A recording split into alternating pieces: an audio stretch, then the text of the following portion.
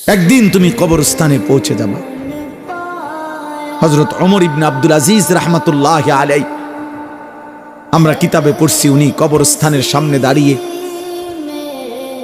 কবরকে ডাক দিতেন আর বলতেন, আইয়ুহাল কবর, হে কবর, বলো না মাযা ফাআলতা বিল আহিব্বা, আমার আপনজনদের সাথে তুমি কি করেছ?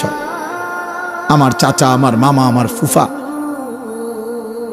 আমার বংশের কত লোক তোমার কবরে রাখছিলাম, আজ বলো আমার সেই আপনজনদের সাথে তুমি কি করেছ?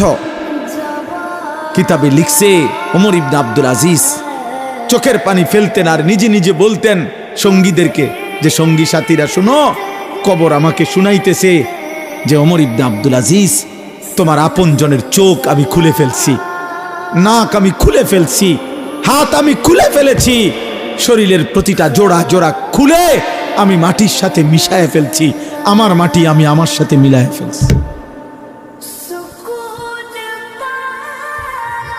খুঁজে দেখো তোমার চাচা আছে কিনা, খুঁজে দেখো তোমার দাদা আছে কি, তোমার বংশের পূর্বপুরুষরা আজ থেকে 100 বছর আগে, 150 বছর আগে, 500 বছর আগে, আজ থেকে 200 বছর আগের সেই স্বজনরা কোথায়?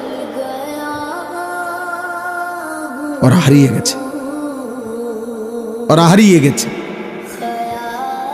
এই জন্য দোস্ত, রাত গভীরে খুব লম্বা সময় ব্যয় না করে এই অল্পটুকু সময় আমি যে কথাটা বুঝাইতে চাই, আমাদের প্রথম দায়িত্ব এটা মৃত্যুর স্মরণ, মৃত্যুর স্মরণ।